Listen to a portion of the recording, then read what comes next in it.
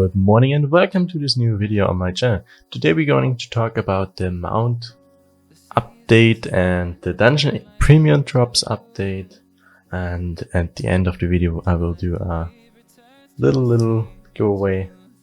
But let's start with the mount update, which we had in the last few weeks, days, I don't know.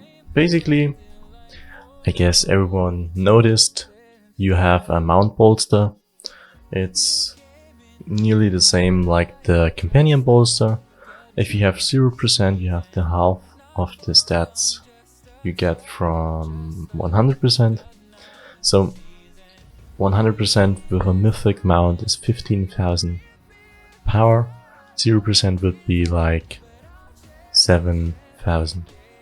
But if you have a mythic, you don't have 0%, so it doesn't matter.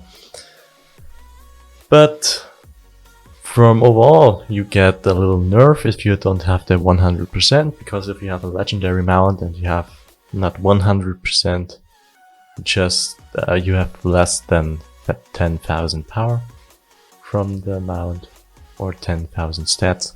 You have like, if you have 50%, you have like 7,000 stats or so. But if you get the 100%, you're stronger than before. Basically, you also get the combined ratings, which is really good. It increases your stats massively, so you can easily cap the stats for Zariel. And Zariel with the mount update is way easier than before. So let's not focus on the, how it's called in English, equip power, which is quite good. There are also a few bugs out there with the manticore, but we don't focus on the bugs.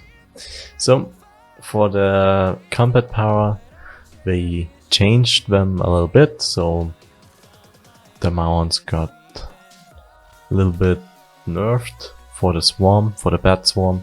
So it don't stack anymore, but if you got 3 different T-Rexes, they all stack, so the costs, the commander and the other one. So if you have all the 3, you get the full buff of all 3, which is quite a lot. For damage dealer, you use the tunnel vision with the 3000 magnitude in dungeons like Tom or Zariel, because the 3000 magnitude is quite a lot of damage, which does like 5 million or more in the dungeons. They let every legendary mount, which was a legendary mount before, its unique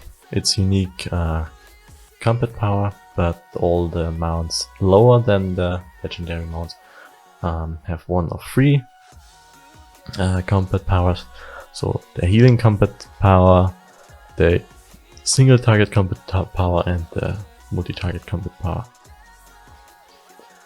So every mount has a combat power, but only the legendary have unique.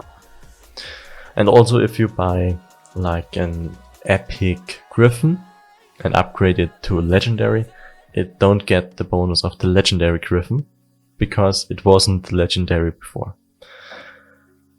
So it has one of the 3 basic combat powers. So which combat powers are interesting for the group? Like I said, 3 different T-Rexes would be great. The Bat Swarm is good. The Tensor Transformation for DPS, if you don't have the tunnel vision, is good. If you don't have both of them, just use the Swarm.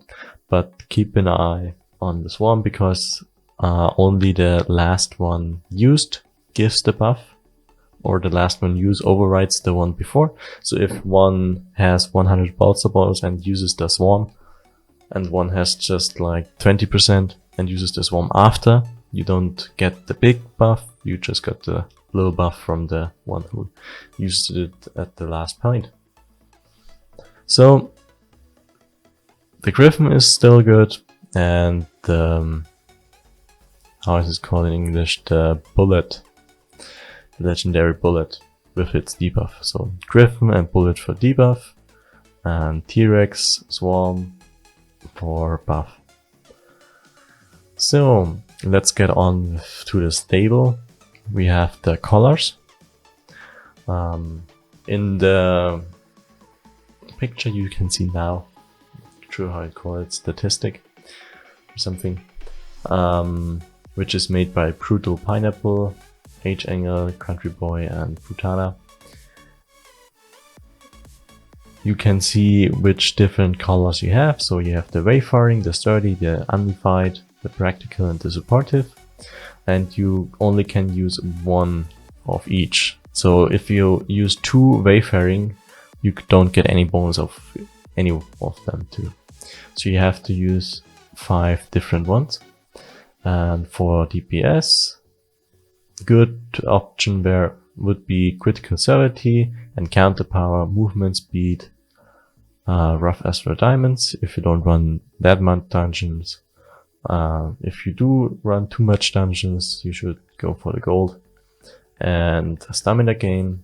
For healers, I would use Critical Severity and Counter Power, Movement Speed, again Rough Astral or gold, and Outgoing Healing.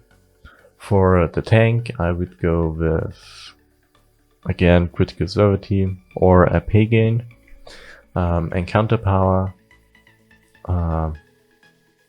Incoming Healing, Rough or Gold, and Stamina Gain.